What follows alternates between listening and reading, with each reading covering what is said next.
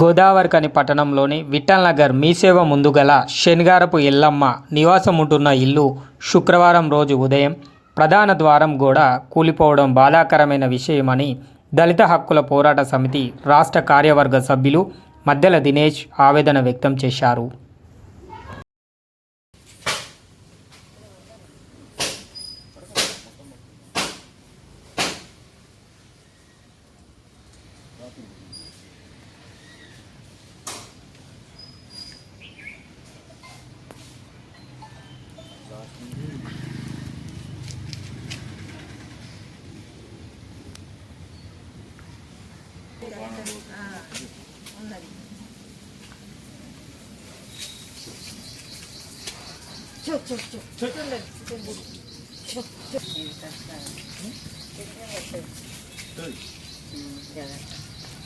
అయిపోయిందా సార్?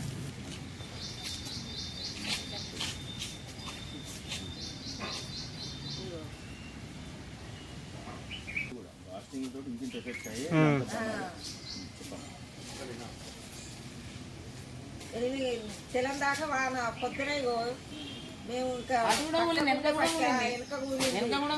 ఈ దెబ్బలు చేయంగా కొంత వానలు ఇప్పుడు 15 రోజులు.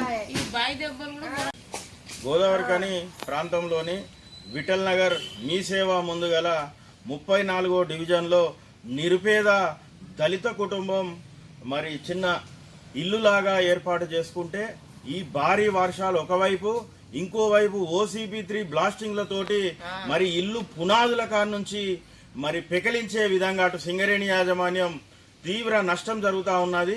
రెక్కాడితే డొక్కాడని విధంగా ఈ నిరుపేద కుటుంబాలు పనికి వెళ్తేనే మరి వాళ్ళ బ్రతుకు తెరువు నడుస్తుంది తప్ప మరొకటి కాదు. సింగరేణి యాజమాన్యం 3:30 గంటలకు భూకంపాన్ని తలపించే విధంగా భారీ బ్లాస్టింగ్లతోటే మరి ఈరోజు ఉదయం 8 గంటలకు ఈ నిరుపేద దళిత తల్లి కుటుంబం మరి ఈ గోడ కూడా కూలిపోవడం జరిగింది.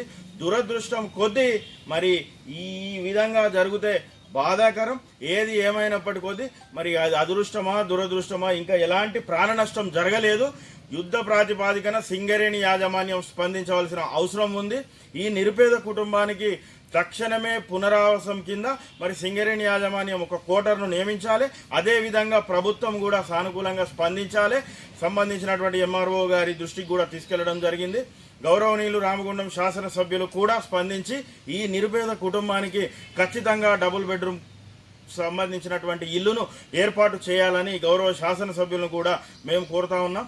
అదేవిధంగా సింగరేణి C&MD బలరాం గారు కూడా ఇక్కడ ఈ ప్రాంతంలో ఎక్కువ శాతం దళితులే ఉన్నారు. చిన్నా చితగా ఇండ్లు నిర్మించుకున్నారు.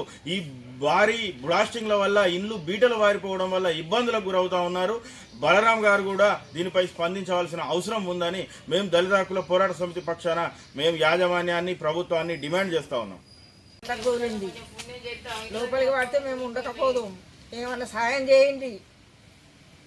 ఇల్లు వస్తుంది, ఇది వస్తుంది, అది వస్తుంది అంటే అలాగే ఇక మేము చచ్చిపోవడే అవుతుంది, ఏం లేదు.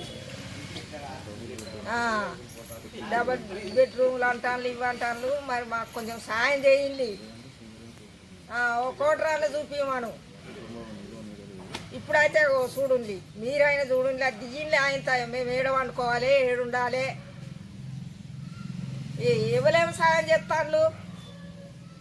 అచ్చుడు చూసుడు పోవుడు ఓట్లు వేసుడు అంతవరకే మేము ఏదైతే చేసుడు లేదు. ఇప్పటికైనా కొంచెం సాయం చేసి ఇల్లు చేస్తారా, మరి ఏం చేస్తారో మాకు ఒక కోటరాన్న చూపించింది. ఇప్పుడైతే ఉండటానికి లేదు. మాకు ఇల్లు కూలిపోయింది, మాకు కొంచెం ఎట్లా చేసి సాయం చేయండి. కొంచెం మొత్తానికి పిల్లలు 2 అమ్మాయిలు, మాకు ఎవ్వరు సాయం చేసేవారు ఎవ్వరు లేరు. దయచేసి మాకు ఇల్లు సాయం చేసి మాకు ఇల్లు కట్టించాలి. అంతకంటే ఎక్కువ మాకు ఏమద్దు సార్. బెడ్రూమ్ సాయం చేయండి. 2 అమ్మాయిలు, మాకు మా పరిస్థితి ఏంటి, మాకు ఎవరు చేయాలి? మీరు సాయం చేస్తారు కదా మాకు ఉండేది. మీలాంటి సాయం చేస్తే మళ్ళీ అన్నిటికీ మంచి పనులు చేస్తే ఎవరైనా గుర్తుకొస్తారు సార్. ఓట్లప్పుడు అందరు వస్తారు, అట్టప్పుడు ఒక్కరు కూడా వస్తలేరు సార్. కొంచెం దయచేసి ఎవరైనా మాకు ఇల్లు సాయం చేస్తే చాలు.